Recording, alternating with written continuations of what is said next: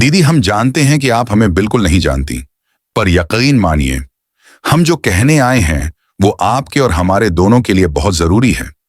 हमसे जितना हो सकेगा हम धीरे धीरे समझाएंगे, लेकिन अगर आप शुरू में ही मना कर देंगी तो फिर ये बात अधूरी रह जाएगी, और कुछ अधूरी बातें जिंदगी भर पीछा नहीं छोड़ती।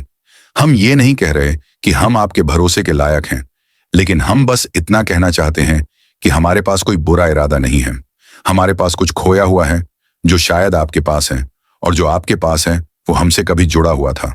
और अब जब से हमने उसे देखा है तब से हमारी सांसें बंद सी हो गई हैं। दीदी, वो जो आपका छोटा बेटा है ना गोलू, बस एक बार हमारे भैया से उसे मिलवा दीजिए प्लीज। हम नहीं चाहते कि आप हमें अपने घर बुलाएं। हम कहीं मिल सकते हैं, किसी पार्क में, किसी मंदिर में, किसी आम जगह पर जहां आप सुरक्षित महसूस करें। हम बस ये चाहते हैं कि गोलू की एक झलक हमारे भैया देख लें, क्योंकि जब से उन्होंने उसे देखा है तब से उनकी आंखों में कुछ ऐसा है जो हमने पिछले 3 सालों में नहीं देखा। एक चमक, एक बेचैनी, एक उम्मीद जैसी कोई डूबता हुआ सूरज अचानक ठहर गया हो। उन्होंने कुछ नहीं कहा। पहले जब हमने उनसे पूछा कि क्या हुआ है तो उन्होंने चुपचाप दीवार की ओर देखा, लेकिन उनकी आंखों में जैसे कोई भूला हुआ नाम अचानक जाग गया हो।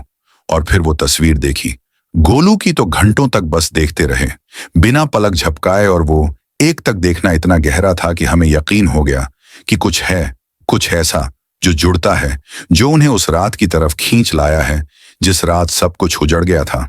हम नहीं कह सकते कि वो आपका बेटा हमारा है या नहीं, पर हम ये जरूर कह सकते हैं कि उसकी आंखें, उसकी मुस्कान, उसका चेहरा, उसकी चाल, उसकी हंसी, उसके हाथों की हलचल, यहां तक कि जब वो नाक सिकोड़ता है तो उसमें भी वही अक्स है जो हमारे भैया के बेटे में था।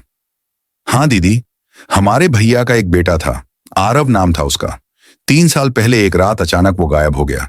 कोई पता नहीं, कोई सुराग नहीं, कोई सीसीटीवी फुटेज नहीं, कोई शोर नहीं, बस एक सन्नाटा, और उस सन्नाटे के बाद एक लंबी खामोशी जो अब तक हमारे घर में जिंदा है। और जब से आरव गया हमारे भैया ने बोलना छोड़ दिया, मुस्कुराना छोड़ दिया, खाना छोड़ दिया। हर त्योहार पर उनकी आंखों में खालीपन रहता, जैसे कोई बैठा हो उनके सामने लेकिन फिर भी कोई ना हो। वो हर शाम एक ही जगह बैठते थे, पार्क की बेंच पर, और हर छोटे बच्चे को आते जाते देखते थे जैसे किसी को ढूंढ रहे हों। कई बार हमने देखा वो किसी बच्चे को देख के आंखें पोंछ लेते थे और फिर गहरी सांस लेकर मुड़ जाते थे। और उस दिन जब उन्होंने गोलू को देखा तो जैसे समय थम गया और उनके चेहरे की झुर्रियां कुछ पल को रुक गईं, जैसे उम्र ने उनके कंधे से बोझ उतार दिया हो। लेकिन दीदी, हम ये मानने नहीं आए कि गोलू ही आरव है। हम ये भी नहीं कह रहे कि आप कुछ गलत कर रही हैं। हम बस एक विनती करने आए हैं, एक इंसान की टूटी हुई आत्मा को थोड़ी सी राहत मिल जाए। एक बाप को जिसकी दुनिया उजड़ चुकी है, उसे 2 पल की सांत्वना मिल जाए। क्योंकि दीदी, जब कोई अपना खो जाता है तो हर अजनबी चेहरा एक उम्मीद बन जाता है, और हर उम्मीद एक नई पीड़ा जब टूटती है तो अंदर कुछ मर जाता है। और हमारे भैया बहुत कुछ मर चुके हैं, लेकिन अब जब उन्होंने गोलू को देखा है तो उनमें कुछ जिंदा होने लगा है। और हम डरते हैं अगर ये मुलाकात नहीं हुई तो वो जो थोड़ा सा जिंदा हो रहा है वो भी हमेशा के लिए खत्म हो जाएगा। हमें पता है आपको डर लग रहा होगा, हम समझ सकते हैं। हम भी माँ के बेटे हैं, हम भी जानते हैं कि किसी अजनबी पर यकीन करना कितना मुश्किल होता है। लेकिन दीदी, कभी कभी अजनबी लोग ही वो सच दिखाते हैं जो अपनों ने छुपाया होता है। क्या पता ये मुलाकात आपके लिए भी कोई सवाल का जवाब बन जाए। हम आपसे कुछ नहीं मांग रहे, बस 2 मिनट और 2 कदम। अगर आपको लगे कि कुछ गलत है तो वहीं से वापस चली जाइए।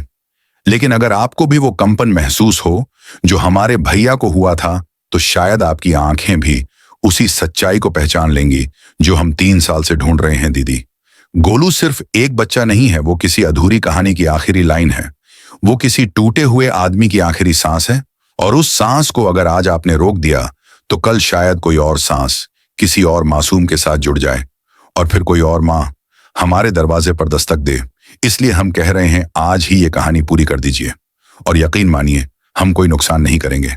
आप चाहें तो पुलिस साथ ले आइए, आप चाहें तो कैमरा साथ लीजिए, लेकिन बस एक बार गोलू को हमारे भैया के सामने ले आइए, और फिर चाहे तो हम हमेशा के लिए गायब हो जाएंगे। आप सोच रही होंगी कि आखिर गोलू में ऐसा क्या है जो हमारे भैया को फिर से मुस्कुराने पर मजबूर कर गया है। तो हम आपको क्या बताएं, दीदी, गोलू की मुस्कान में वही मासूमियत है, वही नटखटपन है जो आरव में था। गोलू की आवाज में वही कंपकंपी है जब वो कुछ गलत करने के बाद माफी मांगता है। और हमारे भैया की आंखों में उस आवाज ने कुछ ऐसा जगा दिया है जो 3 साल से सोया था। वो हर रात खिड़की की तरफ मुंह करके सोते थे, जैसे कोई आने वाला हो। और अब गोलू को देखने के बाद उन्होंने पहली बार खिड़की बंद की है, क्योंकि उन्हें लगा कि वो अब वापस आ गया है।